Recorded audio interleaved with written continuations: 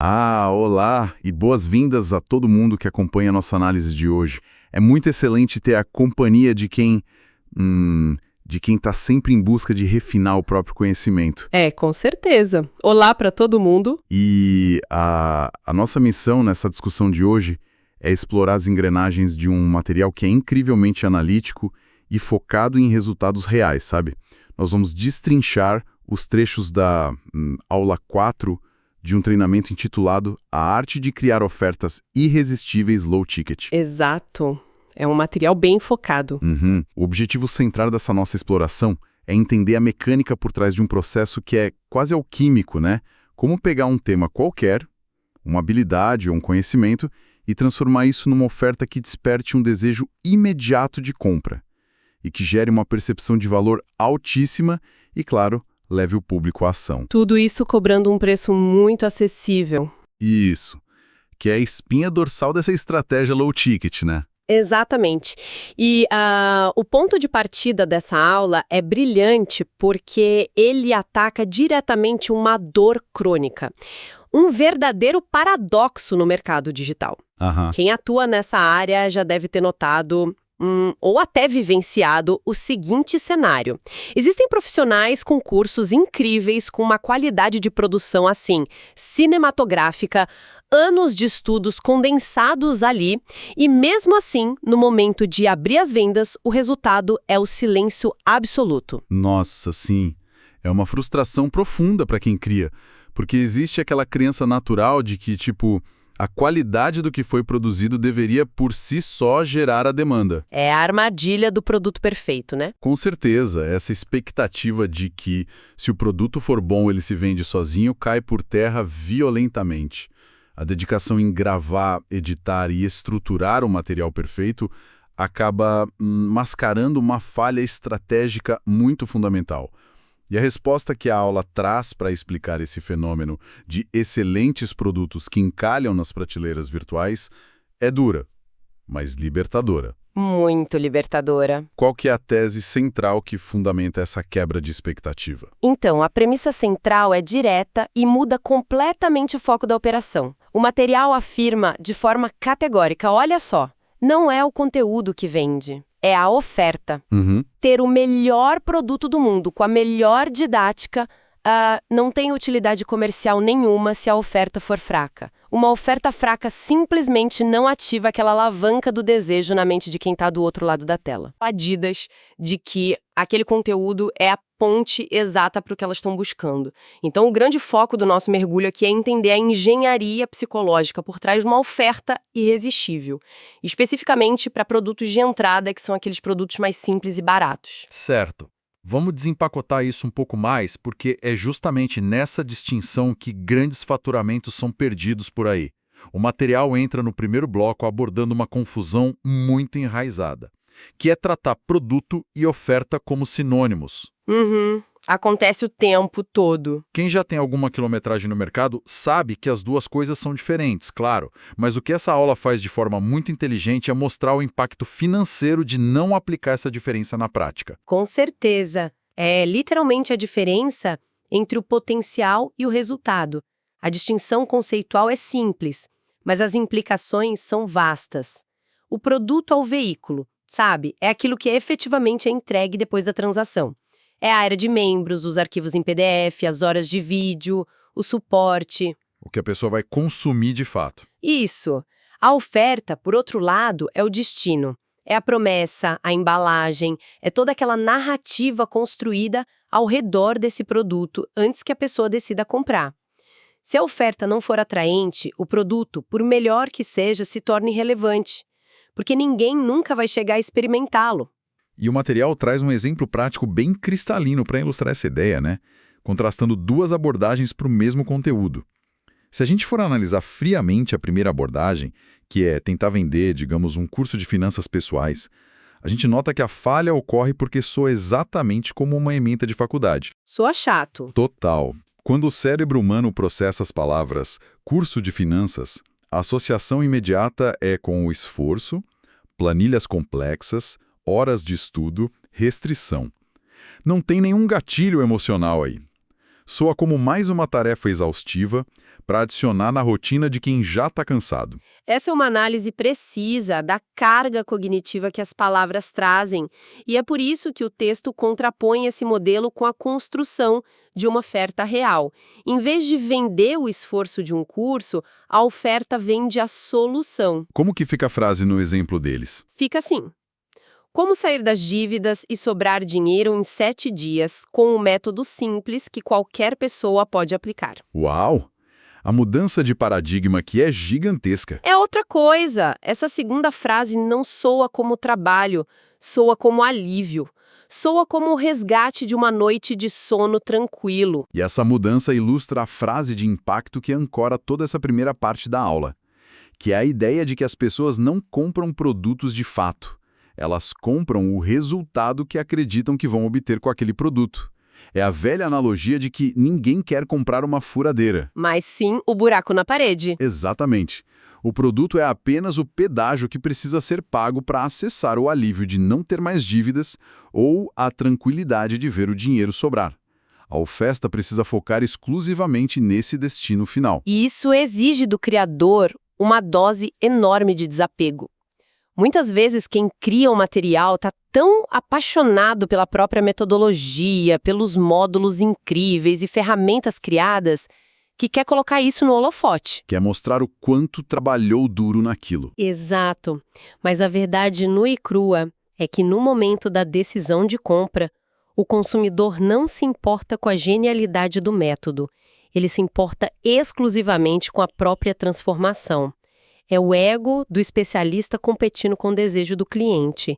E quando o ego vence na comunicação, a venda morre. É aqui que a coisa fica realmente interessante, porque isso nos leva de forma muito natural para a parte estrutural do material. A aula não fica só ali no diagnóstico do problema. Ela avança para apresentar o que chama de os 3 pilares de uma oferta irresistível. Que é a parte mais prática. Sim. É a arquitetura de como pegar um produto e transformá-lo em algo que gere um senso de urgência e necessidade imediata na cabeça do cliente. E o primeiro desses pilares foca exatamente na remoção de barreiras mentais. É o pilar da clareza. A clareza é tratada lá como inegociável. A regra fundamental ensinada é que a pessoa do outro lado precisa saber exatamente o que vai ganhar, em quanto tempo e de forma extremamente simples. Tudo isso tem que ser processado em frações de segundo. Se a mente do comprador precisar de esforço extra para decifrar o que está sendo vendido, a janela de atenção se fecha. Confusão gera inação. O que me chamou a atenção na aula foi uma proibição muito estrita que eles colocam. Nada de termos técnicos. A eliminação total deles. E isso ataca diretamente um fenômeno conhecido como a maldição do conhecimento, né? Sim, a maldição do conhecimento é um perigo real. O profissional passou 10 anos estudando um tema, domina todos os jargões, entende as minúcias e acaba acreditando que usar um vocabulário complexo transmite autoridade. O material argumenta justamente o oposto para esse tipo de oferta. As pessoas só compram aquilo que compreendem instantaneamente. A maldição do conhecimento é provavelmente o maior assassino de conversões no mercado de entrada. Imagina, a pessoa quer vender um treinamento de marketing. E para demonstrar expertise, promete ensinar, sei lá, como otimizar o funil de conversão omnichannel com automações de ponta a ponta. Meu Deus, para o iniciante isso soa como grego. Soa intimidador. Demais. A aula propõe uma ruptura com essa linguagem e traz um exemplo muito mais eficiente. Aprenda a fazer seu primeiro post que vende no Instagram em 3 dias. A diferença de atrito é abissal. Essa segunda frase não requer um dicionário para entender. Qualquer pessoa, independentemente do nível de instrução em marketing digital, compreende a promessa na hora. O objetivo está claro: fazer um post que vende no Instagram. O prazo está claro: em 3 dias. Exatamente. A ausência de jargões permite que a decisão seja puramente emocional e focada no resultado, sem que a razão precise intervir para tentar traduzir o significado da oferta. A comunicação desce sem nenhum obstáculo. E ao analisarmos esse prazo de 3 dias do exemplo, a gente já entra no território do segundo pilar abordado no material, que é a transformação rápida. Ah, o conceito da microtransformação? Isso. Esse é um conceito crucial quando a gente fala da natureza específica dos produtos low ticket. Produtos de baixo custo possuem uma dinâmica psicológica própria. Quem adquire algo por um valor muito acessível não está buscando uma graduação de 4 anos ou um programa de mentoria que vai revolucionar cada aspecto da vida ao longo de meses. O foco aqui, e a aula usa exatamente este termo, é a microtransformação. É a busca por uma vitória rápida. O mercado de produtos baratos é movido muito mais pela compra por impulso e pelo desejo de resolver um incômodo imediato do que por um planejamento de longo prazo. Concorda? Concordo plenamente. Prometer uma jornada épica para um produto de entrada pode, na verdade, gerar desinteresse, porque a recompensa parece distante demais para justificar o início de todo o processo. A arquitetura de uma boa oferta low ticket mapeia um estado de dor aguda e oferece um caminho curto para um alívio pontual. Quais são os exemplos que a fonte dá sobre isso? A fonte explora exemplos como sair de 0 às suas primeiras vendas ou passar de travado a confiante em 7 dias. O que é fundamental notar nesses exemplos é a limitação proposital do escopo. Não se promete construir um império milionário de vendas, promete-se apenas a primeira venda. Não se promete dominar a oratória mundial, promete-se apenas não travar na hora de falar. Essa redução de escopo é genial, porque torna a promessa extremamente crível. Quando se promete que um problema irritante vai ser resolvido em apenas 7 dias, a resistência natural à compra despenca. A matemática mental que o consumidor faz é muito favorável. É um investimento financeiro pequeno e um investimento de tempo igualmente curto para eliminar algo que está atrapalhando o agora.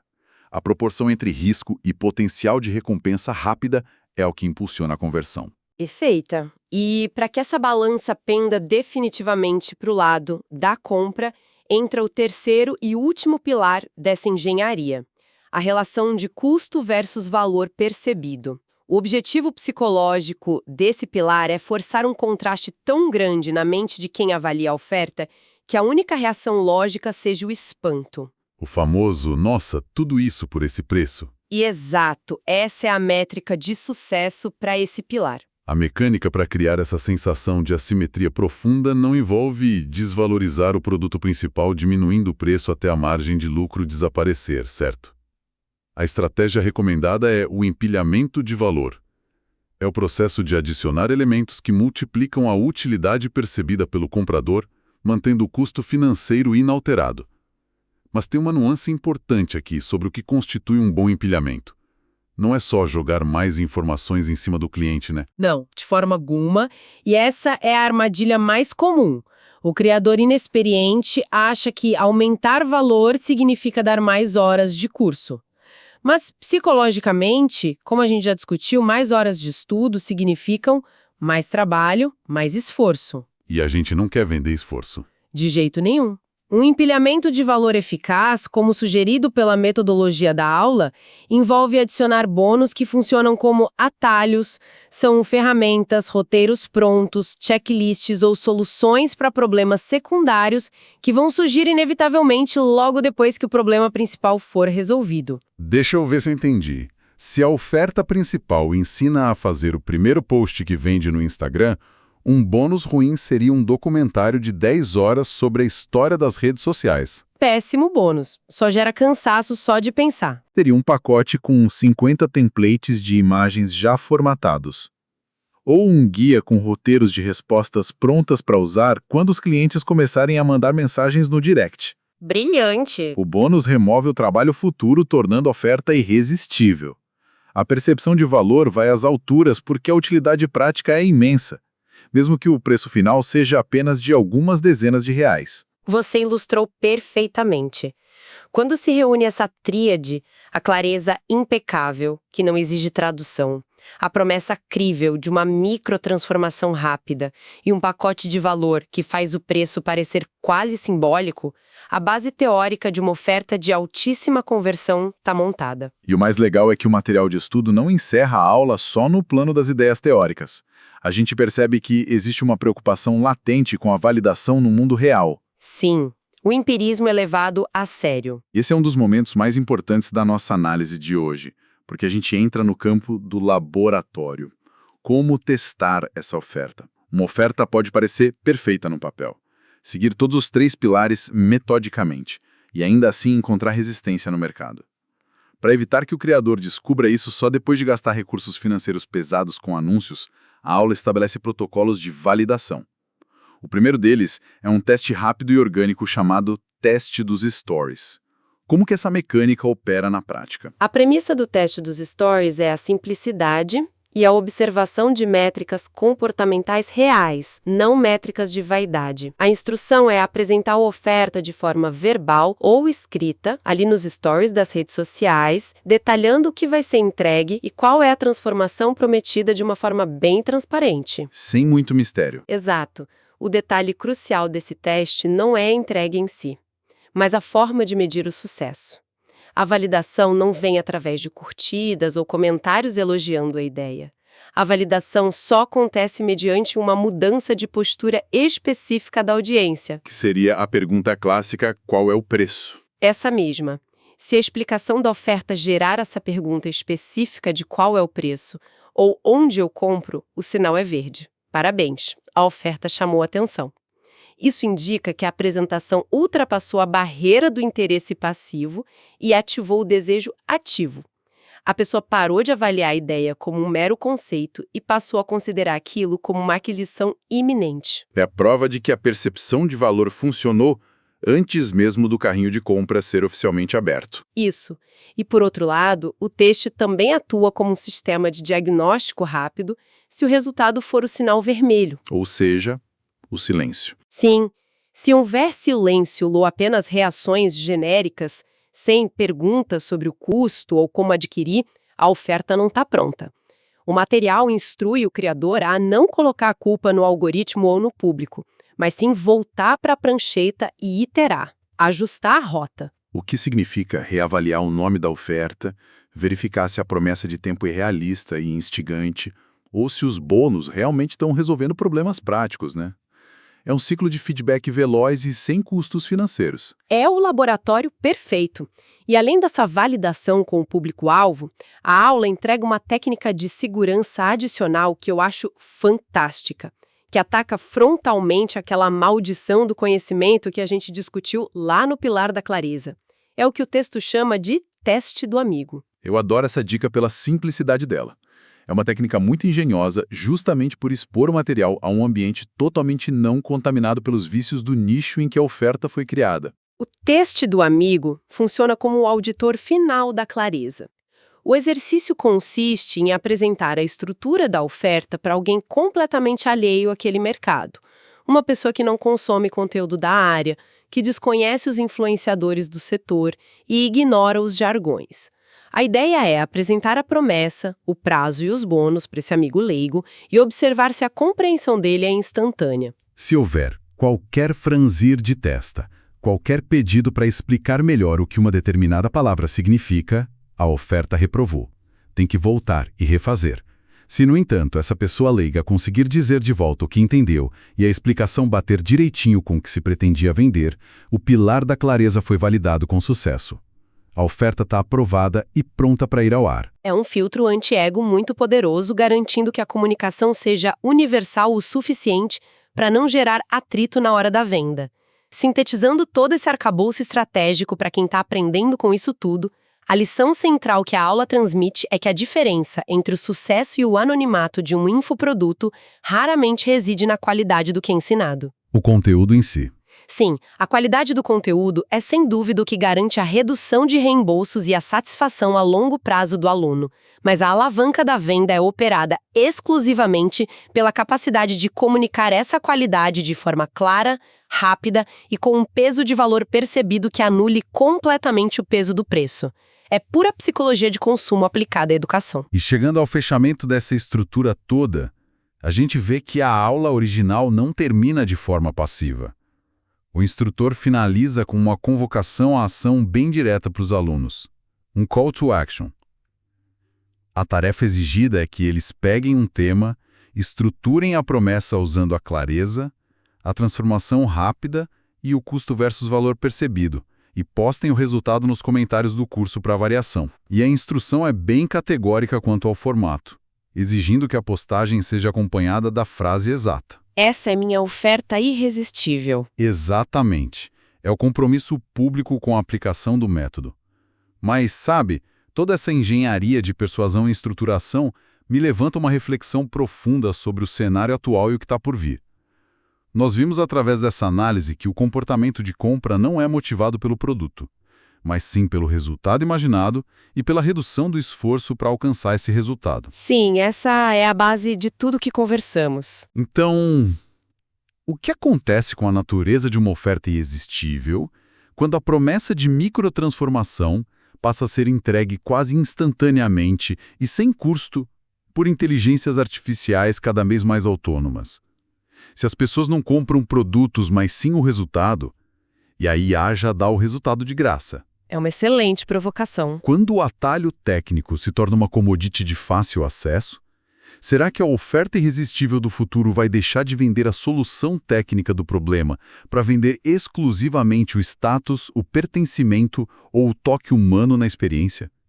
Será que o fim do esforço humano também destrói o desejo de compra? Ou a gente só muda o que estão os comprando? Fica essa provocação para quem nos escuta estender a reflexão além do material de hoje. É algo para se pensar muito nos próximos anos. Sem dúvida. Agradecemos muito a companhia de quem esteve com a gente nesta imersão profunda e até a nossa próxima análise.